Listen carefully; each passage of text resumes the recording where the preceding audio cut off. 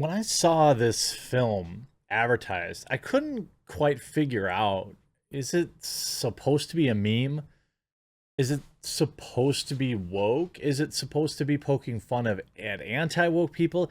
Is it taking itself seriously? I didn't know. The film itself, called They Them, describes itself. Kevin Bacon plays Owen Whistler. By the way, I wish they would never have canceled that show he was on where he was like, had the cult. I forget what it was, but it was great. Should have stayed doing that. Kevin Bacon plays Owen Whistler in this horror film set up in an LGBTQIA plus conversion camp. Several queer campers join Whistler for a week of programming intended to, quote, help them find a new sense of freedom. As the camp's methods become increasingly more psychologically unsettling, the campers must work together to protect themselves.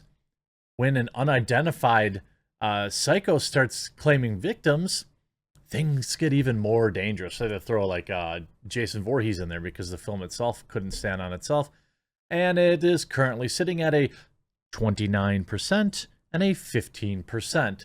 In fact, effectively angering both sides. We're going to look at some of these hilarious reviews after a quick word from this video sponsor, Bon Charge. Huge shout out to this video sponsor, Bon Charge. Now, my favorite blue light glasses company, Blue Blocks, has rebranded. It's an exciting time for them. Blue Blocks is now called Bon Charge. Bon Charge is a holistic wellness brand with a huge range of evidence-backed products founded on science and inspired by nature. Bon Charge products adopt ancestral ways of living in our modern day world. They come in non-prescription and prescription and reading glasses. They're for every need. Computer glasses helping with digital eye strain, light sensitivity glasses for low mood and migraines, blue light blocking glasses for improving your sleep. Bon Charge also has a ton of other amazing products like low blue light bulbs and much more. Go to boncharge.com and use promo code THEQUARTERING to save 20% off right now. So when you look at the trailer of this film, it has 4.1 thousand likes and 17,000 dislikes. Most people can't see it because they've hidden it, but I use a plugin to figure that out. Some of the comments. This looks like the type of trailer you'd see on SNL. Can't wait for the sequels, He, Him, and She, Her. There's absolutely no way this is a real movie. Blumhouse went from Get Out to Coming Out. The trailer for a horror movie for NBs starts with the words, ladies and gentlemen. Love it. Wow, I never would have put together that they actually said they slash them. The best part is when they said, it's they, them time, and then they, them all over everyone. You're telling me this isn't a spoof trailer? I'm wheezing. I mean, it's real. Like, this was a real idea. Now, the idea of like a conversion camp type thing, I think could work. Like, it absolutely could work because, I mean, you could get into some pretty dark areas there, right? You know, but like this is not it.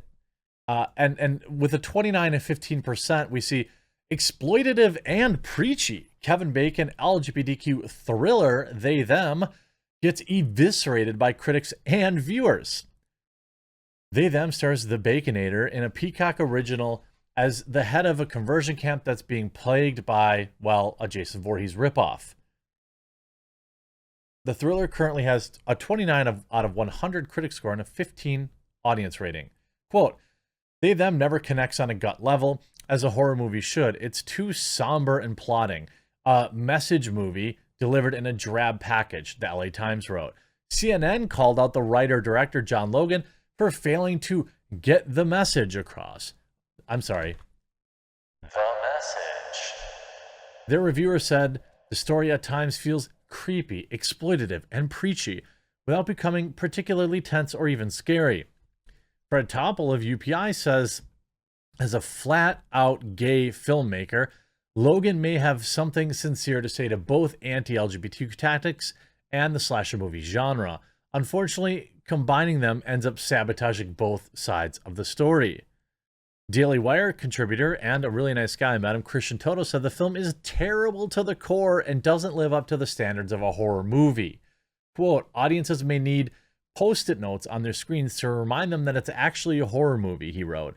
Add clunky romances, endless dialogue that would make a Hallmark movie scribe cringe, and embarrassing dearth of scares that you've got a missed opportunity on an epic scale. Like all of other critics, he calls it the cheesy camp sing-along to Pink song as especially cringeworthy moment. Quote, Toto concludes that the movie is woke to its core, but it isn't even its fatal flaw. It's cartoonish, scare-free, and so intent on empowerment, it skips on every horror movie essential. Most critics hated it, but Gary K. Kramer from Salon had high praise for the thriller. He described They Them as smart and savvy film that demonstrates the value of putting queer heroes in the horror genre, as well as the damaging effects of conversion therapy and not allowing people to be who they are. I'd be willing to bet you no small amount of money that this person never watched the movie. I mean, there is a movie here where you could have, like I said, the idea of conversion therapy could be like a riveting type thriller movie without being like overly woke and preachy. But the thing is, like I've always said about these kind of movies, the writers don't actually want to do any work. They don't want to make the characters nuanced. They don't want to make the story compelling. They just want to say, LGBTQ movie. If you don't see it, you're a bigot. And it's worked for a lot of years. In fact, if you look at the way awards are nominated, award shows, where you have to have a certain quota of the certain type of people in every film to be able to actually qualify for an award. Like, this is not how you encourage creativeness. This is how you encourage formulaic tokenism. And this film, I mean, thankfully, is, you know, it never got a theatrical release. It's only going to be on streaming, apparently. But what a disaster. I mean, it's like the people are completely incapable. You know you messed up when even the critics dump on you. They, them. And by the way, I understand that like slasher films don't, like in general, they don't usually do very well in terms of critics. You know, I don't know why that is, but it's just true. Because I don't know, critics don't like it.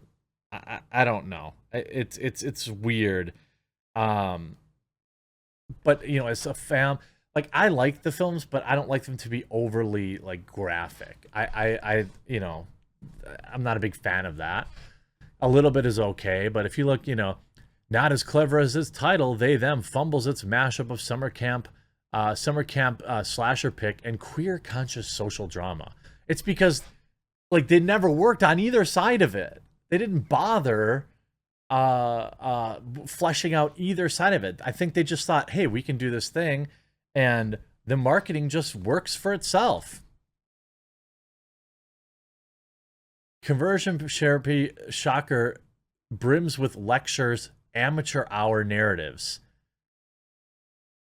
I mean, there's the cringeworthy horror film discovered the one more thing upsetting. The one thing more upsetting than gay conversion therapy camp is a sing-along to a Pink song.